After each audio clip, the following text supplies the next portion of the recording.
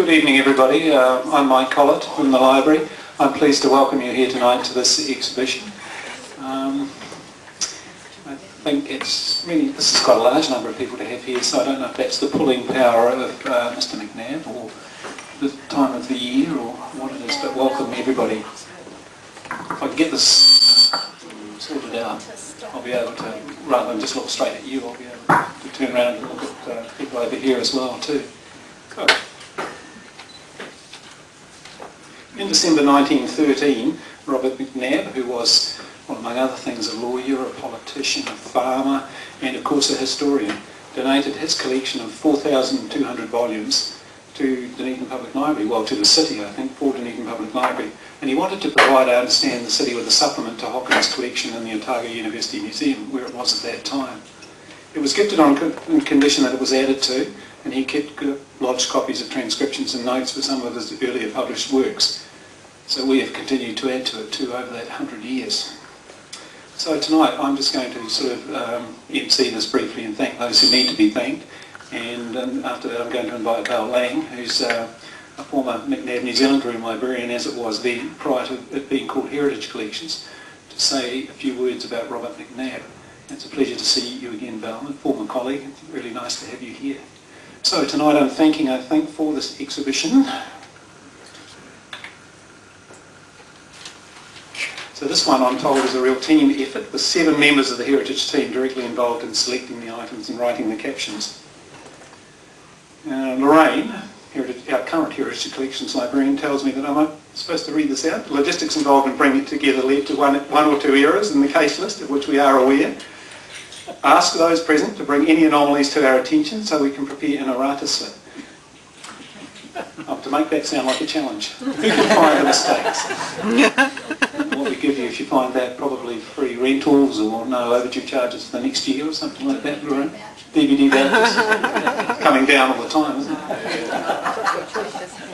So on to, in terms of acknowledgements, the bindery team, ably led by Jane this time around for their work and all the work in putting this together. And in terms of the Heritage Collection staff, Barbara Blake, Dallas Sunley, Malcolm Deans, Dallas for her leadership throughout in preparing the text, Malcolm for the photography for the online exhibition, which is coming. I think it will launch a little later this time, but we hope before Christmas. So, without further ado, I'm now going to hand over to Val Lang, who's going to say something about Robert McNab. Val.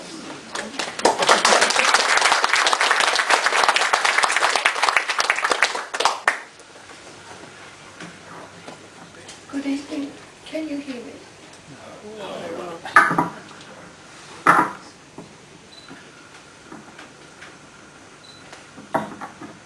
Is that any better? Yes.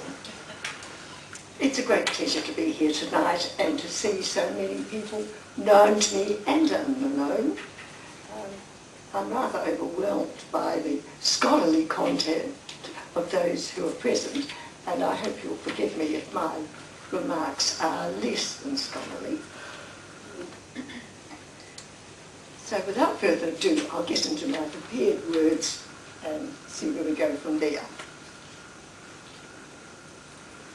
What a pleasure it is to be back where I spent the happiest years of my working life. Thanks to Lorraine, she is hiding, Cheryl Hamlin and Dallas Sunley for the invitation to speak on this occasion when we celebrate the centenary of Robert McNab's gift to the city. Reviving my knowledge of Robert McNab and his unique gift to the city of Dunedin has reminded me of the pleasures of working in the collection he gave so much time, energy and money to establish it. It also reminds me that having been retired for 16 years, I should probably be preserved, suitably labelled and placed in a cabinet in the gallery. The title of the oldest living McNab librarian takes some living up to. Miss Nara Mercer, the first McNab librarian, was appointed in 1942 and set the standard for meticulous research and great public relations. Until her retirement in 1973, she immersed herself in the collection. Even then, she continued working Saturdays, and I think some knowledgeable people made sure that they came into the library at a time when she would be here, and only stopped indexing the newspapers a few months before her death in 1990. Her knowledge of the collection was encyclopedic. Many local and national authors acknowledged her skill for research. Some of them may even be present today. What a remarkable man Robert McNab was. Who would expect a farmer's son to qualify as a lawyer, work on the farm, enter politics, and research the early history of New Zealand? According to Mary Ronnie's Centennial History of this library, Freedom to Read, it was McNab's financial interest in the family farm which allowed him the freedom to travel and to collect so many valuable items. When he entered Parliament as member for Mataura in 1873, politicians had only recently been granted a salary, £240 a year, which I don't think was a princely sum even in those days, and probably only paid his living expenses, and certainly not his travel to the ends of the earth. We are so grateful for his intellectual curiosity. The coming of the first Europeans to this part of the country caught his attention. Not a man to do anything in a superficial manner, he sought the earliest records of exploration, and the first volume was Harris's Voyages, published in 1744, which contains the earliest mention of Tasman's voyages to the Southern Hemisphere. As well as explorers, he was fascinated by the early whalers and sealers going to New England to read logs of their voyages. McNab shared his research in his published writings, Old Whaling Days, From Tasman to Marsden, Murihiku, and Historical Records of New Zealand. For his historical writings, he was awarded the University of New Zealand's first doctorate in literature. As well as his 400 volumes of voyages, he collected school magazines and troopship journals. His argument was that school magazines showed future greatness in men who reported there. I would take that with a grain of salt myself. Robert McNab achieved such success in a range of fields that it is hard to believe that he died at 53. In an interview by Charmian Smith of the Otago Daily Times 20 years ago, I attributed his early death to the stress of being Minister of Marine when Ernest Shackleton and his men went missing at the South Pole. His boat was crushed by ice and sank. In the gallery, just along there, you will see a photo of McNab farewelling Shackleton on that fateful voyage. Obviously they had made a real connection. In 1917, McNab was also acting Prime Minister. Small wonder he died of a fatal stroke. As a very proud graduate of Otago University College, it seems strange that McNab didn't give his library to that institution. As a canny Scot, he reasoned that as a college of the University of New Zealand, insufficient funds would be available to allow the growth of such a specialised collection, besides which its library was open limited hours and only available to its students, all of which is quite ludicrous in hindsight.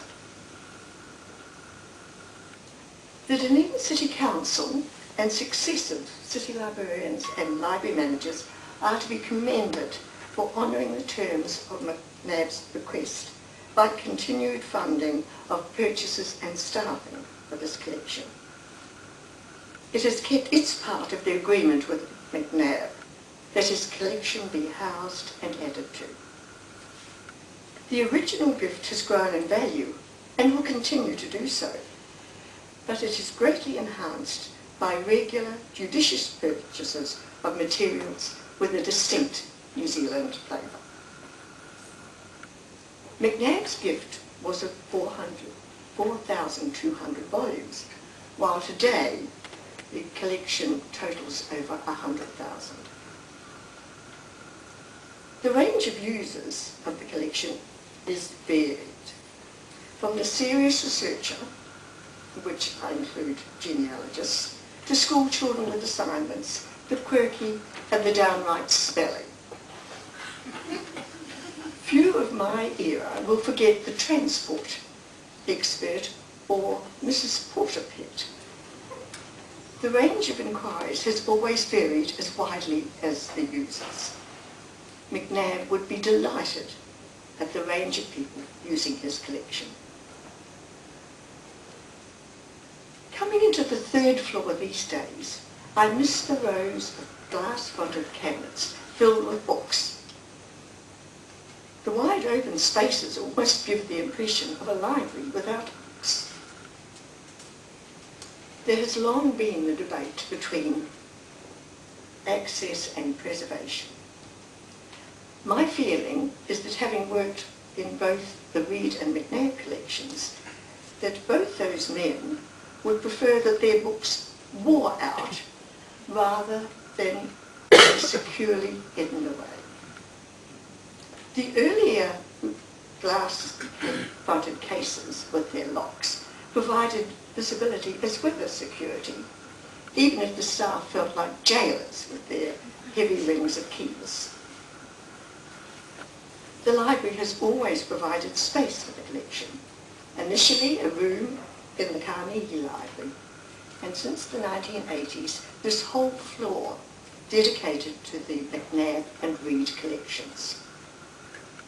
I regret the omnibus title, Heritage Collections, although it does acknowledge the much smaller Belitho, Fargen and Richmond bequests. We are indebted to Lorraine and the Heritage staff and other library staff for the quality of this display featuring Robert McNab's original gift. The scholarly presentation is impressive. While McNab dreamt of a time when a chair of Australasian and Polynesian history would be established at Otago University, he didn't foresee the acceptance of New Zealand history as a legitimate study for postgraduate study and the prolific publishing in this area. It is hard to predict where the collection will go in the next 100 years. My hope is that Robert McNab's legacy will continue to reflect our growing sense of national identity, that distinct New Zealand flavour.